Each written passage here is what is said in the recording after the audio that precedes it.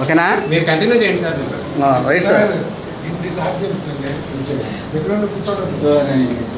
Silence please. Floor. NTR జిల్లాలో ఇటీవల కాలంలో వరుస వెంబడి ప్రమాదాలు జరుగుతున్న ఫ్యాక్టరీల యాజమాన్యం, రాష్ట్ర ప్రభుత్వ అధికారుల నిర్లక్ష్యం, కార్మికుల ప్రాణాలను బలికొంటున్నటువంటి పరిస్థితి మనం చూస్తున్నాం. రేపు దొనకొండ, పరిటాల, కేతనకొండ, కిలేశ్వరం కారీల్లో నిర్వహణ ఏ విధంగా జరుగుతుందనే అంశం పైన రేపు సిపిఐ బృందం, ఎన్టీఆర్ జిల్లా సిపిఐ బృందం రేపు ఉదయం 11 గంటలకు దొనకొండ క్వారీని పరిశీలించడం జరుగుతుంది. 3 ఛత్తీస్గఢ్ చెందినటువంటి కార్మికులు చురుకుపోయిన సంగతి పత్రికా మిత్రులకు ప్రజలందరికీ కూడా తెలిసింది. భద్రతా చర్యలు లోపించడం, 50 క్వారీలు అనధికారికంగా తవ్వకాలు, 90 క్వారీలకు మాత్రమే పర్మిషన్ ఉంది. కాబట్టి ప్రభుత్వ యంత్రాంగం మామూలు మత్తులో జరుగుతూ 50 అనధికారిక క్వారీ తవ్వకాలు సాగుతున్నా కూడా నిర్లక్ష్య వైఖరిని ప్రజల దృష్టికి తీసుకువస్తున్నారు. అలాగే టిడ్కో గృహాలకు సంబంధించి విజయవాడ, జగ్గైపేట, తిరువూరు, నందిగామలో శిథిలావస్థ చేరుకున్న టిడ్కో గృహాలను వెంటనే వాటి కనీస ప్రాథమిక వసతులను కలుగజేసి, మౌలిక సదుపాయాలను కలుగజేసి తక్షణమే లబ్ధిదారులకు కేటాయించాలని చెప్పేసి ఈ రోజున సిపిఐగా ఎన్టీఆర్ జిల్లాలో ఆందోళన కార్యక్రమానికి శ్రీకారం చుట్టినటువంటి.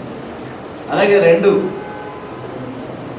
ఇవాళ ఏకొండూరు, అలాగే గంపలగూడెం మండలం మరో ఉద్దానంగా తగినటువంటి పరిస్థితి.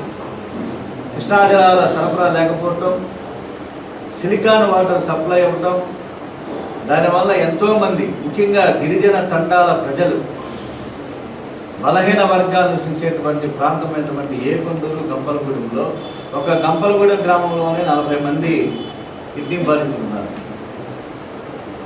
రోజుకు ఒకరు చొప్పున ఏకొండూరులో చనిపోతున్నటువంటి పరిస్థితి.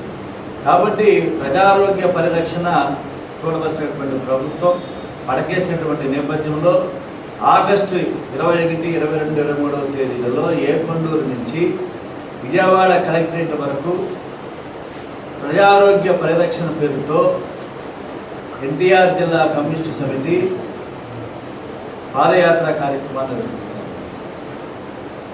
మరో ఉత్థానం కాకుండా చూడాలని చెప్పేసి ప్రభుత్వానికి, నూతన ప్రభుత్వానికి విజ్ఞప్తి చేస్తున్నారు. అంతేకాదు ఇవాళ కొండపల్లి పారిశ్రామిక కాలుష్యం, ఒక పక్కన VTPSలో ప్రమాదాలు, రాష్ట్రంలో వసంత కెమికల్స్లో ప్రమాదాలు, జగ్గైపేట ఆల్ట్రాటెక్ సిమెంట్, రామ్కో సిమెంట్ కార్మికులు చనిపోతే ఎన్టీఆర్ జిల్లా కలెక్టర్ చొరవతోటి ఆల్ట్రాటెక్ సిమెంట్ వాళ్ళు 50 లక్షల పరిహారాన్ని ఇచ్చారు. కానీ నైతిక బాధ్యత వహించాల్సినటువంటి రాష్ట్ర ప్రభుత్వం మరో 50 లక్షలు ఇవ్వాల్సినటువంటి అవసరం ఉందని చెప్పి ఈ సందర్భంగా డిమాండ్ చేస్తున్నాం. కాబట్టి 50 లక్షల రూపాయలు రాష్ట్ర ప్రభుత్వం నైతిక బాధ్యత వహించి ఎస్టేషియా ప్రకటించాలని చెప్పి కోరుతూ రేపు సోమవారం 29వ తారీఖున జగ్గైపేటలో ఇటు ఆల్ట్రాటెక్ బాలాజీ సిమెంట్స్, రామ్కో సిమెంట్స్ ఒక కార్మికుడు చనిపోవడం జరిగింది. 15 లక్షల రూపాయలు నష్టపరిహారం చెల్లించుకోవడం జరిగింది. కాబట్టి వాళ్ళ వ్యత్యాసాలు వేలం వేస్తున్నారు. వాళ్ళ కార్మిక ప్రాణాలకు వెలగడుతున్నారు.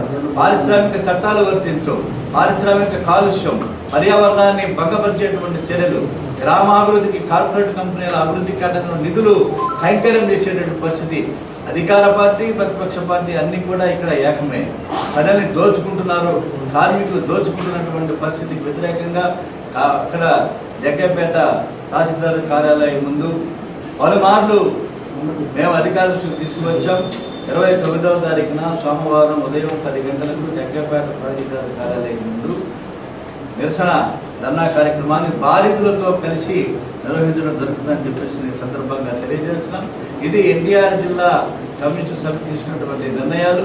రాబోయేటువంటి కాలంలో ఒక ప్రజా ఆందోళన ద్వారా పునాదిని పటిష్టపరచుకొని రాబోయేటువంటి స్థానిక సంస్థలకు సన్నద్ధం కానివ్వండి లక్ష్యంతో రేపు ప్రజా సమస్యలపైన ప్రభుత్వం నిర్లిప్తంగా ఉన్నటువంటి నేపథ్యంలో మామూలు మత్తులో జరుగుతున్న అధికారులని మేల్కొల్పడానికి ఈ కార్యక్రమాన్ని తీసుకోవడం జరిగింది. రేపు ఉదయం 11 గంటలకు దొనబండ ఎక్కడైతే ప్రమాదం జరిగి ముగ్గురు చనిపోయారో ఆ ప్రమాద ప్రాంతానికి వెళ్ళి అక్కడ భద్రతా వైఫల్యాన్ని భద్రతా చర్యలు ఏ విధంగా పరిశీలన కార్యక్రమం జరుగుతున్నది.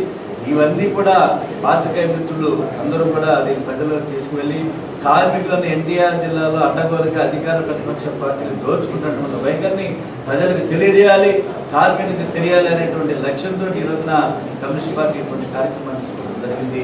పాత్రికేయ మిత్రులందరికీ సహకారాన్ని కూడా